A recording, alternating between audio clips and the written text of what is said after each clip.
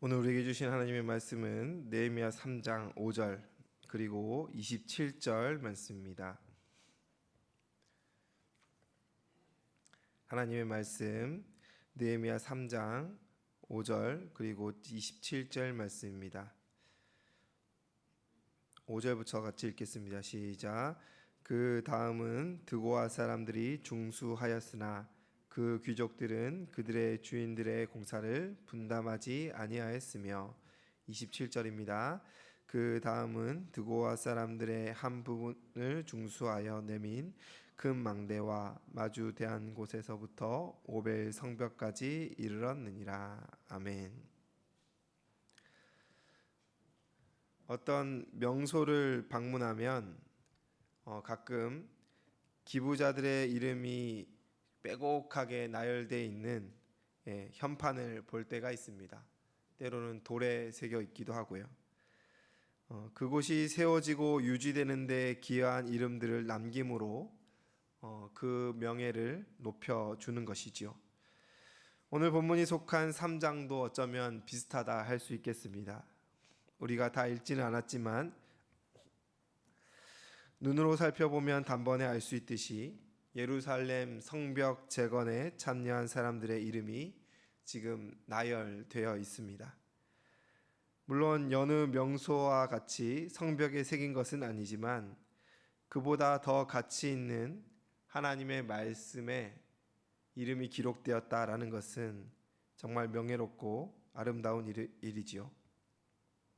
그리고 그들의 기록에는 단순한 명단이 아니라 당시의 헌신과 역사적 의미를 가득 담고 있습니다. 느헤미야서는 본래 에스라서와 한 권이었습니다.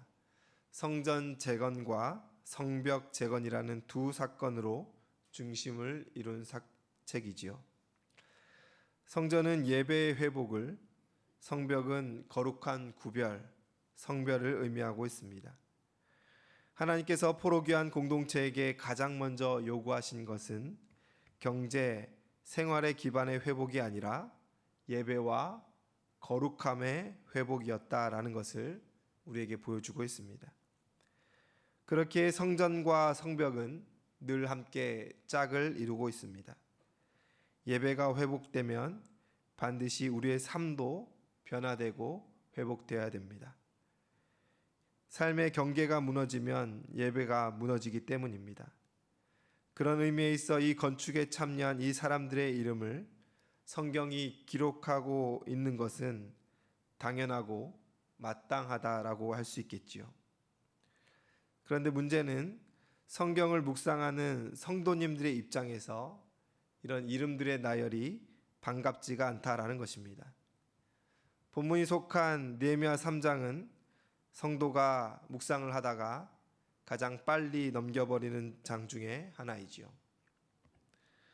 수십 개의 이름과 지역, 문 이름들, 중수했다라는 반복적인 표현들이 성경 묵상의 의지를 반감시키는 것 같습니다. 설교자들에게도 이름이 나열되는 본문은 반갑지가 않지요. 제가 예전에 설교가 아닌 예배 사회를 본 적이 있었는데 오늘 본문과 같은 이름이 나열되는 본문을 봉독하다 큰 낭패를 본 기억이 있습니다. 설교자였다면 본문을 어느 정도 예상도 하고 발음 연습도 했을 텐데 아무 생각 없이 올라갔다가 수많은 이름, 그것도 발음도 어려운 낯선 이름이 가득한 한 장을 쭉 읽어 내려가다가 말을 더듬고 이름을 틀리고 땀을 뻘뻘 흘리고 했던 기억이 납니다. 그날 밤 저는 많은 땀을 흘렸고 교역자실에서 하루 종일 놀림감이 되었던 기억이 있습니다. 그러나 여러분, 의미 없는 기록은 성경에 없지요. 그렇게 오늘 본문은 우리에게 있어 지루한 명단이 아니라 영적 명예의 전당이다라고 할 수 있겠습니다. 이 명단은 이스라엘 믿음이 어떻게 세워졌는지 그리고 하나님께서 그 사람을 어떻게 평가하는지를 보여주는 아주 중요한, 그리고 후대인 우리에게 기억하라 말씀하시는 하나님의 음성으로 우리가 받아야 될 것 같습니다. 그런데 본문의 이 흐름에서 매우 이질적인 내용이 눈에 들어옵니다. 그것은 바로 5절 말씀입니다. 같이 한번 읽을까요? 그 다음은 드고아 사람들이 중수하였으나 그 귀족들은 그들의 주인들의 공사를 분담하지 아니하였으며입니다. 이 내용에서 우리는 먼저 한 가지 질문을 할 수 있겠습니다. 포로 귀한 자들, 원래는 다 포로 신분들이었는데 그 가운데 귀족이 있었는가라는 질문입니다. 이들은 분명 포로 노예의 신분이었다가 예루살렘으로 귀환한 자들인데 그들 가운데서도 귀족이 있다라는 것은 고개를 살짝 갸우뚱하게 합니다.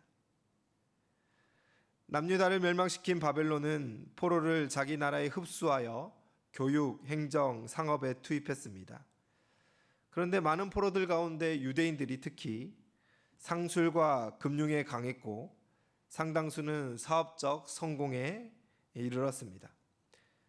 그래서 패권을 이어받은 페르시아 때에 더 관대한 포로 정책의 아래서 많은 유대인들은 그 땅에서 부와 지위를 얻어서 귀족이라 여겨지게 되었다는 것입니다. 그래서 귀한 공동체 안에서도 귀족이라고 불릴 만한 가문이 존재했던 것이지요. 그런데 지금 성벽 재건의 현장에 있는 그들은 안정된 삶을 뒤로하고 폐허가 된 예루살렘으로 돌아온 사람들입니다. 불편함, 위험, 경제적인 손해를 감수하고도 하나님의 도시를 다시 세우고자 걸음을 내디딘 사람들이라는 것입니다.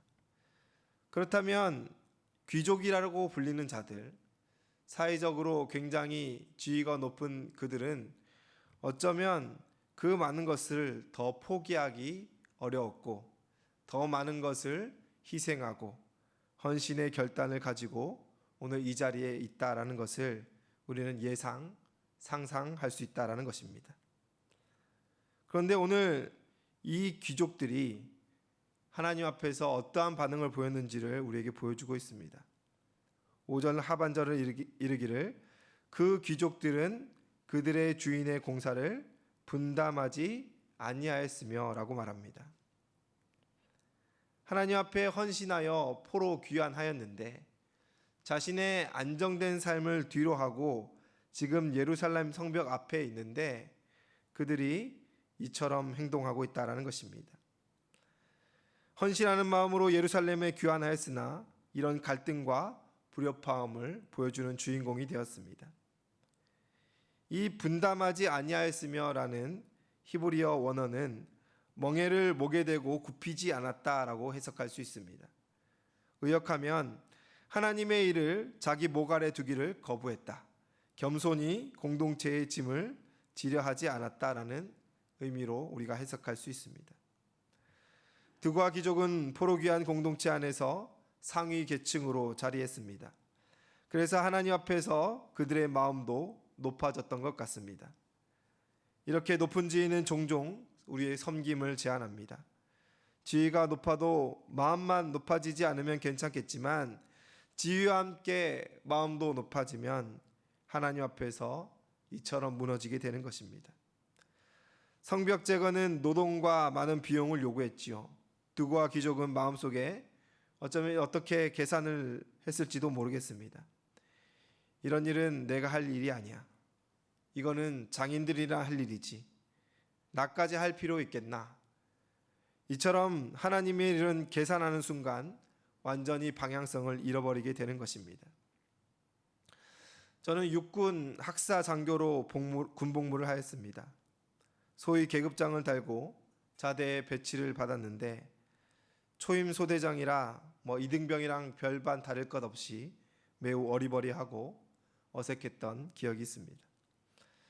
그러던 중에 하루는 소대원들과 삽질을 하는 작업을 했는데 당시 부대원들과 어색함도 있었고 이제 소대장이라는 직책도 굉장히 익숙하지 않아서 컨셉을 천사 소대장으로 잡아야겠다라고 해서 병사들에게 매우 잘해줬던 기억이 납니다. 그래서 삽질을 할 때 솔선수범하여서 앞장서서 삽질을 했지요. 그랬더니 부대원들이 소대장님 하지 마시라고, 소대장님은 지휘하시고 지시만 하시면 된다라고 저를 말렸습니다. 그런데 이미지 관리를 하면서 아랑곳하지 않고 괜찮아 하면서 열심히 삽질을 했던 기억이 납니다. 그런데 그 광경을 멀리서 본 저희 부대에서 가장 계급이 높았던 대대장님께서 저를 큰 목소리로 부르셨습니다. 저는 대대장님께 신속하게 달려가며 속으로 이렇게 생각했습니다. 잘했다고 칭찬하시려나 이런 생각을 했던 것이죠. 그런데 생각과는 반대로 혼쭐이 났습니다. 소대장이 소대원 지휘는 안 하고 삽질만 그렇게 하고 있으면 어떡하냐는 것이에요. 넌 전체를 보고 작업이 잘 돌아갈 수 있도록 적재적소에 병력을 투입해야 되는 역할을 해야 되는데 아무것도 보지 않고 땅만 보며 삽질하면 그게 네가 할 일이냐라며 크게 혼이 났던 기억이 납니다. 그래서 저는 대대장님 말씀을 참 잘 지키는 사람이라 전역할 때까지 3년 내내 삽을 한 번도 들지 않았던 그런 기억이 있습니다. 여러분, 세상의 지휘와 리더십은 이게 맞는 것 같습니다. 당연하지요. 효율적이지 않습니까? 다른 일을 높은 곳에 서서 조정하고 조작하는 것은 높은 지위에 있는 사람의 권리이며 세상은 이것을 다 인정하고 그렇게 마땅하다라고 말합니다. 하지만 하나님의 질서, 하나님의 나라의 질서는 이와 반대된다라는 것은 우리는 잘 알고 있습니다. 그 이유는 무엇입니까? 가장 높은 곳에서 하나님, 그 본체이신 예수 그리스도께서 그 자신을 낮추셨기 때문입니다.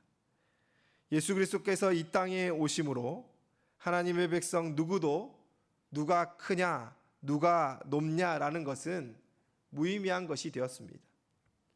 그렇게 예수님은 누구든지 섬김을 받고자 하면 섬기는 자가 되라 하신 것입니다. 그런데 오늘 드고와 귀족들은 자신의 지위를 앞장세워서 자신의 편의를 돌보고 그렇게 살고자 하였습니다. 아마 귀족의 체면을 지키는 것이라 합리화했을지도 모르겠습니다. 혹시 우리에게는 이런 모습이 없습니까? 특별히 우리가 직분자라면 더 경계해야 할 모습이라 여겨집니다. 다음으로 27절은 같은 이름이 등장하나 다른 내용이 나타납니다. 27절을 함께 읽겠습니다. 시작. 그 다음은 드고아 사람들이 한 부분을 중수하여 내민 큰 망대와 마주대한 곳에서부터 오벨 성벽까지 이르렀느니라. 여러분, 반대로 드고아 출신의 귀족을 제외한 백성들은 이미 한 부분을 앞장서서 건축을 하였는데 추가로 또 자원하여 한 부분을 담당하고 있다라고 성경은 말하고 있습니다. 귀족들에 비하면 이들의 신분은 낮았지만 마음은 하나님 앞에서 아름답고 영광스러운 자들이었습니다. 성벽 제거는 질서 있게 진행되었지요. 대규모 공사에 있어서 업무 분장은 매우 중요한 문제입니다. 느헤미야도 이를 최대한 균등하게 분배했을 것입니다. 그런데 여러분, 일을 하다 보면 누군가는 조금은 더 해야 될 때가 있습니다. 희생하고 헌신해야 하는 영역이 반드시 있다라는 것입니다. 서로 하지 않으려 미루며 남겨진 빈자리가 우리에게 있다라는 것이지요. 드고아 사람들이 그 빈자리, 서로 미뤘던 아무도 하지 않는 자리에 헌신하고 자원했음을 성경은 우리에게 말씀하고 있습니다. 자신의 몫을 이미 다 담당하였으나 자원하고 기쁨으로 담당했던 것이죠. 여러분, 왜 그렇습니까? 어쩌면 귀족들의 빈자리를 메우기 위해, 공동체의 가장 약한 부분을 채우기 위해 그랬을 것이라 예상할 수 있습니다. 같은 지역, 같은 출신, 같은 환경에서 살아왔던 그들이지만 그 반응은 정반대였음을 성경 우리에게 대조하여 보여줍니다. 오늘 본문은 성벽 재건의 중심에 드고아라는 동일한 명칭을 놓고 우리에게 묻고 있습니다. 너는 드고아 귀족과 같은가? 아니면 드고아 백성과 같은가? 느헤미야 3장은 거대한 건축공사 보고서가 아니라 하나님의 영적 명예의 전당이라 서두에 말씀드렸습니다. 하나님이 보시는 기준이 무엇인지 보여주는 하나님의 영적 명단이지요. 제사장이든 장인이든 상인이든 멀리서 온 사람이든 여성이든 자기가 살던 동네 사람이든 아니든 성경은 같은 패턴으로 그들을 기억되도록 기록하고 있습니다. 그런데 딱 한 군데 5절 드고아 귀족들에게만 오늘 다른 기록이 붙고 있습니다. 분담하지 아니하였으며, 분담하지 아니하였으며. 문맥의 흐름, 통일성, 모든 루틴을 볼 때 생략되어도 될 말씀인데 하나님은 유독 티가 나게 분담하지 아니하였으며 라는 이 말씀을 눈에 띄게 기록하고 있습니다. 영예로운 기록이라면 문제가 없겠지만 하나님은 이 티나는 기록을 통하여 우리에게 묻고 있습니다. 너는 후에 어떻게 기억되고 어떻게 기록되는 인생을 지금 살고 있느냐고. 그렇게 우리는 스스로에게 이 말씀 앞에 질문을 던져봐야 되겠습니다. 제가 3가지 질문을 던져보도록 하겠습니다. 첫 번째는 나는 하나님 앞에서 지위를 앞세우고 있는가입니다. 여러분, 신앙에서 가장 무서운 것은 내가 가진 경력과 위치가 겸손의 방해물이 되는 것입니다. 여러분, 성실히 신앙생활을 하다 보면 나도 모르게 어느 정도 자리가 생기고 지위가 생깁니다. 직분자가 아니더라도 공동체 내에서 인정을 받게 되고 공감대가 생기므로 자이든 타이든 어떤 자리에 앉게 되더라는 것입니다. 이는 아름다운 열매인데 그것을 우리가 스스로 앞세우는 순간 우리는 불명예스러운 드고아 귀족의 길을 따르게 되는 것입니다. 나는 이런 일을 할 사람이 아니다. 예전에 많이 해봤으니 이제 다른 사람이 해야지. 이 정도 일은 내가 맡을 사역이 아니다. 나는 좀 더 큰 일을 해야지. 적어도 내가 할 일은 박수받고 높임받고 칭찬받는 일이어야지. 그런 마음이 우리 안에 자리 잡을 수 있다는 것입니다. 이런 모든 말은 드고아 귀족의 길을 가는 자들의 언어임을 알고 거절하며 멈춰서는 저희가 되길 소원합니다. 두 번째는 나는 하나님의 일을 계산하며 하고 있는가입니다. 드고아 귀족들이 왜 이처럼 공사일을 분담하지 않았을까요? 성경은 이를 명확하게 이유를 설명하고 있지 않지만 나름의 이유, 자기 자신의 합리적인 계산이 있었으리라 여겨집니다.